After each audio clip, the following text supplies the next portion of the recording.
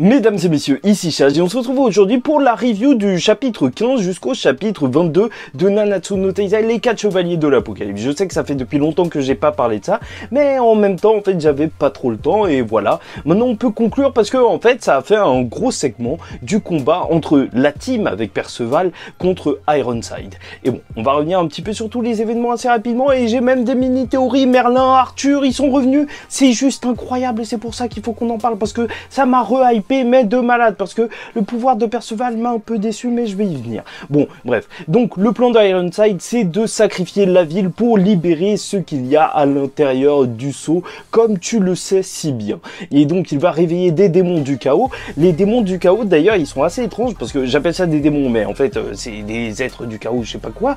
Mais en soi, ils ressemblent tellement à des démons. Franchement, j'ai beaucoup de mal à faire la différence. En tout cas, le dessin marche toujours aussi bien, et donc l'objectif de nos personnages ce sera de détruire le sceau pendant que Sin va s'occuper de ces monstres du chaos. Par contre, Sin va dire un truc à Perceval, qu'il n'essaye pas de battre Ironside parce qu'il est beaucoup plus fort que lui, et même tout ce qu'il imagine, tu vois, s'il imagine qu'il est fort comme ça, bah non, il est 10 fois plus puissant que ce qu'il imagine.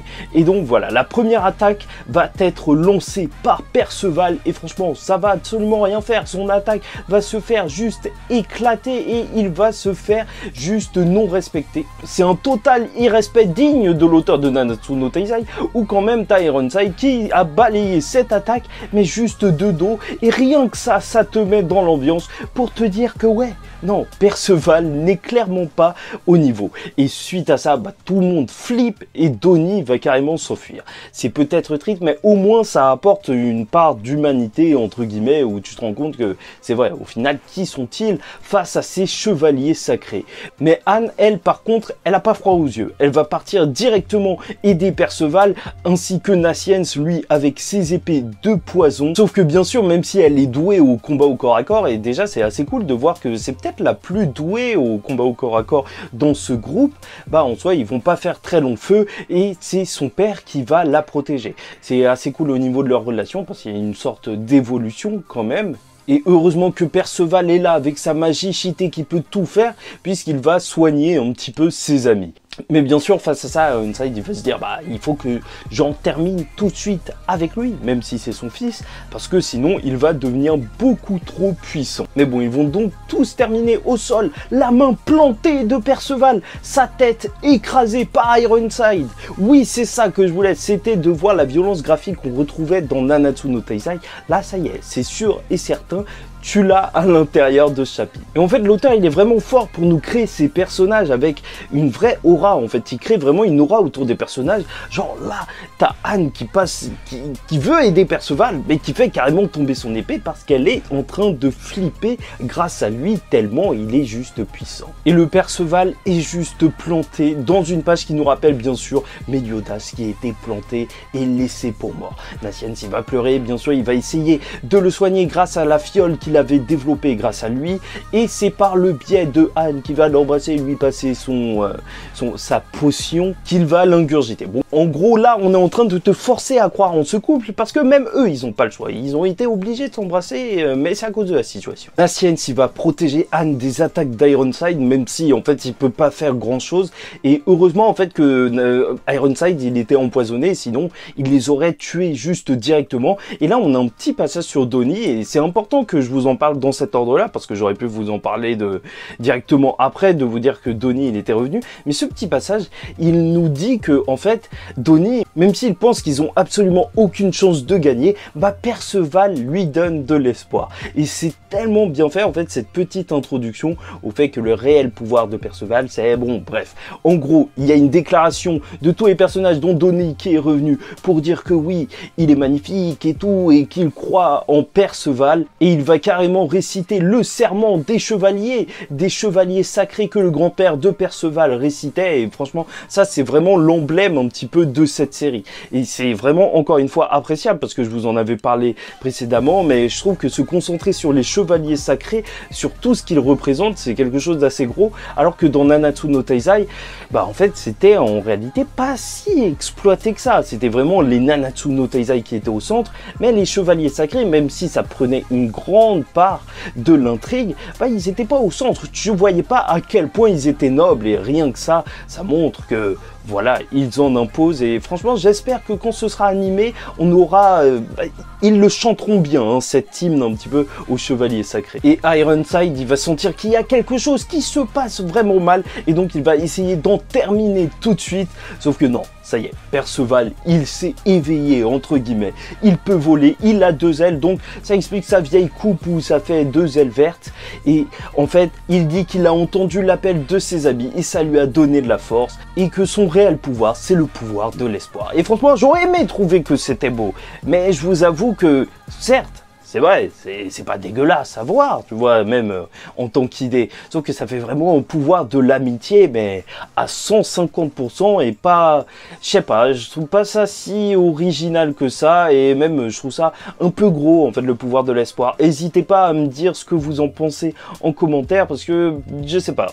Et en gros, de toute façon, ensuite, il y a Ironside qui va expliquer qu'en fait, il convertit les sentiments de ses amis en puissance, et déjà, rien que là, avec cette explication, c'est un petit peu mieux, parce que juste espoir, c'est un petit peu léger, mais j'ai très hâte de rentrer dans quelque chose de plus complexe au niveau de l'explication de ses pouvoirs, mais en même temps, Nanatsu no Taizai, ça n'a jamais été ça, donc je sais pas, mais je vous avoue, moi je suis un petit peu déçu de ce côté-là. En plus, c'est le cavalier de l'apocalypse de la mort, donc l'espoir de la mort. En vrai, ça marche bien, c'est assez cool. Là, Ironside, il va parler à quelqu'un qui n'est pas présent et qu'on verra même pas par la suite, donc retenez-le bien, parce que voilà, ils en parlent maintenant, mais je suis sûr que c'est un personnage qu'on verra par la suite.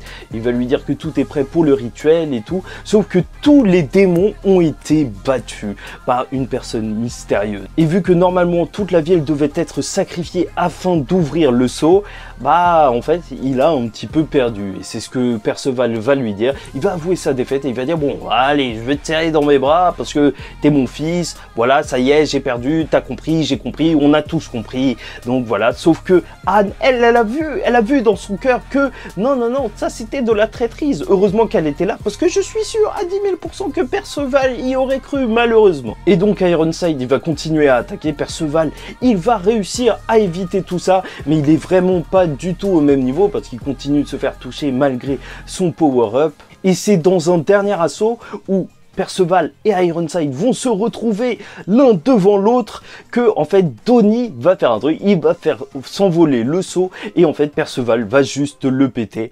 Au final, il aura écouté Sin et ses amis, et en fait il n'avait pas le niveau pour le faire, mais il a réussi à détruire les objectifs d'Ironside, et au final il a gagné et a même détruit le masque que portait son père. Et c'est vrai que c'est assez perturbant de voir son père en fait qui a quasiment la même tête que son grand-père, la personne qu'il aimait le plus, qui est en réalité la tête de la personne qui déteste le plus, mais on y reviendra. Bref, Ironside, il veut juste donc tous les tuer, parce qu'au final, ok, il n'a pas réussi sa mission, mais pourquoi pas les tuer? Et c'est là que Morlac arrive. Et oui, il a un nom un petit peu dégueulasse, mais il arrive pile à temps pour arrêter ce combat. Et bon, je vous lâche ça comme ça, juste un petit truc comme ça, mais quand même, on peut se demander si c'est pas un allié au final, parce que quelqu'un qui arrive juste avant pour sauver, un petit peu sauver, oui, en arrêtant le combat, même s'il a plus ou moins une raison, c'est assez mystérieux. En plus, tu as des armures dans les 4 chevaliers de l'Apocalypse qui cachent le visage de tout le monde, donc on sait jamais, ça se trouve que c'est quelqu'un qu'on connaît, quelqu'un de bien.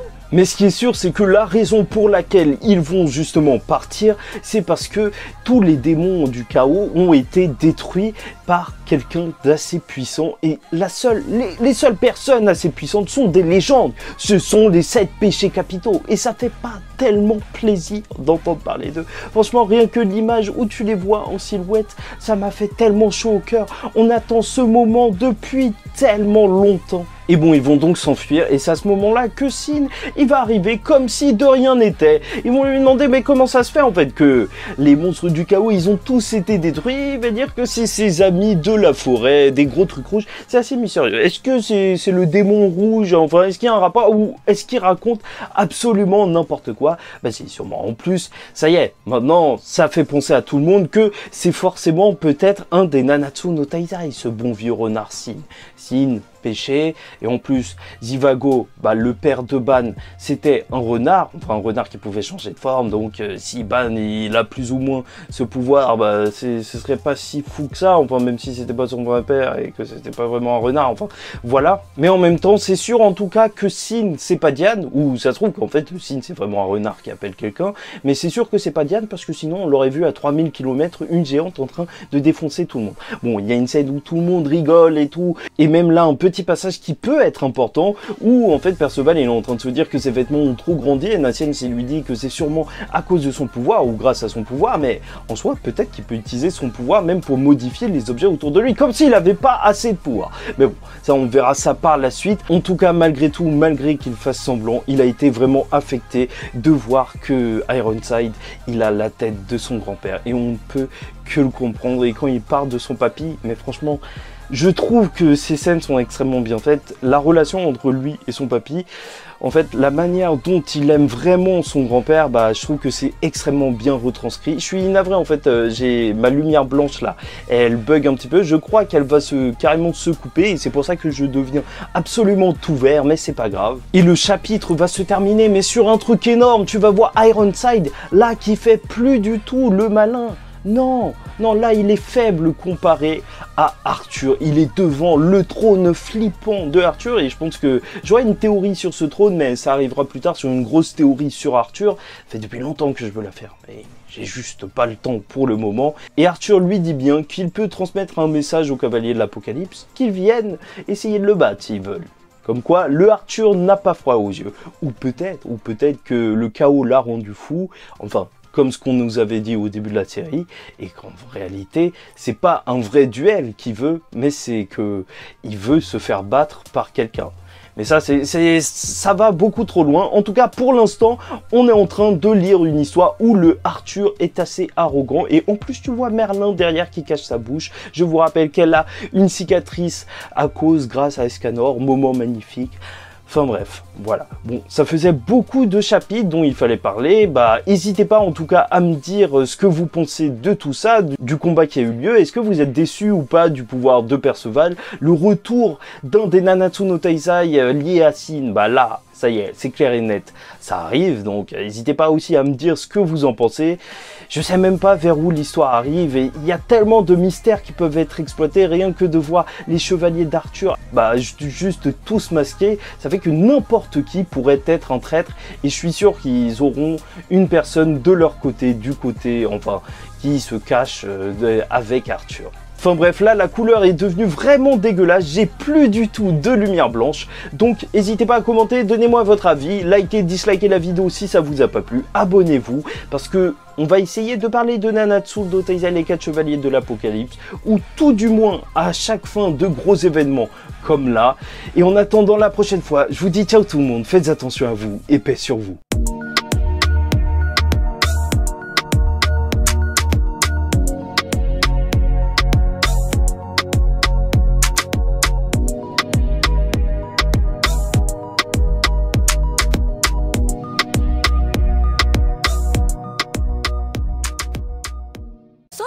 さてさてさて